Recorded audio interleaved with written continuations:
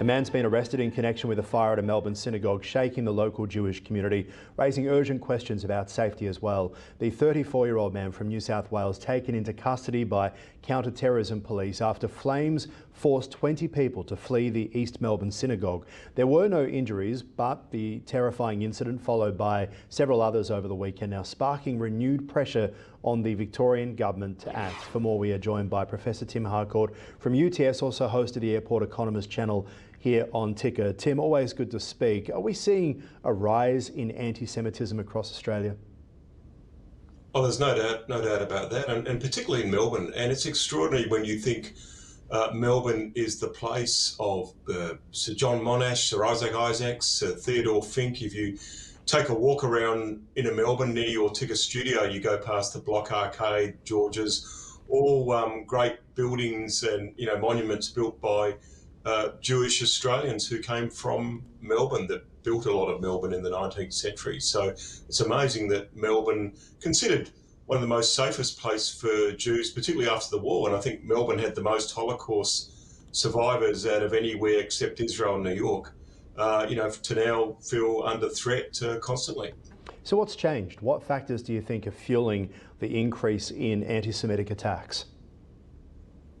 Look, I think in the 1930s it was anti-Semitism from the right, and now I think it's from the hard left, a mixture of fundamentalist Islamic forces in the population that are naturally anti-Semitic, and then a lot of the left now who start off sort of as perhaps Israel. They've now become as anti-Semitic as a lot of their fellow travellers. And it's extraordinary, Aaron, that Brendan Gale, the CEO of the Tasmanian Football Club, who of course appears on Footynomics, he came out to condemn anti-Semitism before the Premier, before the Prime Minister, before any of the ministers. The head of a football club, but clearly an important community leader in Australia, spoke really clearly and bravely that enough was enough.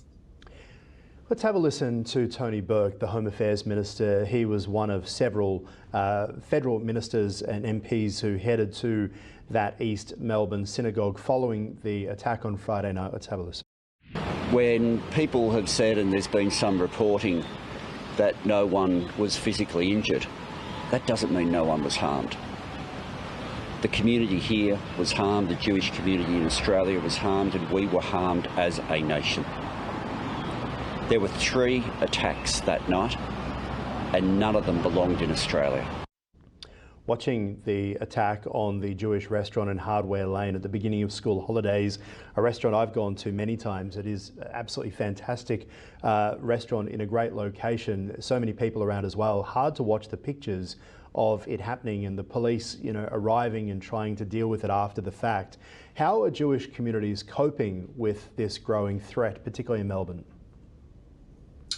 Well, I think some of the leaders have tried to take matters into their own hands. There have been legal action taken against anti-Semitic preachers. That was done in Sydney more recently, where they won in the federal court. In Melbourne, they're trying, I guess, to get people who are not necessarily of the Jewish community, but are sympathetic to the Jewish community to speak out. And I think Brendan Gale's a good example of that. And I think in some ways, some of the leaders of the Victorian community have been very good. I mean, Tony Burke's interesting. I mean, he hasn't banned, of course, Bob Villan, the guy who was the band that was calling out death to the IDF at the Glastonbury concert. He's been banned all over Europe and the United States, but Tony Burke has allowed him to come to Australia, and similarly, a lot of the visas he's allowing for people that will be connected to a lot of these incidents that we've seen, which they're not anti-Israel. I mean, attack on a synagogue is clearly anti-Semitism. We've heard from Benjamin Netanyahu, the Israeli Prime Minister, really pointing this out. And it's not a reputation that Melbourne wants internationally, right? And yet we see every Sunday major protests blocking the city against a war which isn't happening anywhere near us. Do you think enough is being done by the government, both federal and state, to try and prevent hate crimes? Well, clearly not. I mean, after the very Friday after the attack on the restaurant, as you say, and the synagogue in East Melbourne, you saw, Sunday business as usual in Melbourne. All the anti-Jewish protesters out there yet again, and the Premier's gone missing.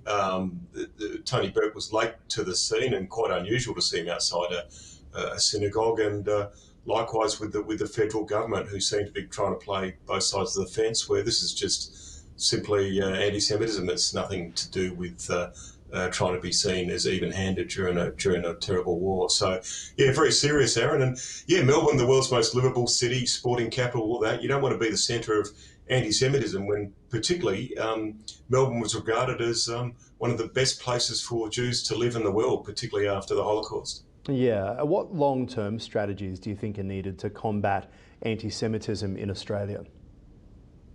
I think success. I mean, when you look at the Nobel Prize winners and leaders of the arts, particularly from Melbourne, Jewish people have been very successful, Jewish Australians. So I think constantly being successful with the arts and academia and in business, and leading and contributing to the Australian community, helping other people in the community. We saw, the Aboriginal communities had a lot of support from the Jewish community, and basically being very successful and very active is the best way to do it, I think. And ultimately we know that the Jewish community does very well in Australia and continue to do so.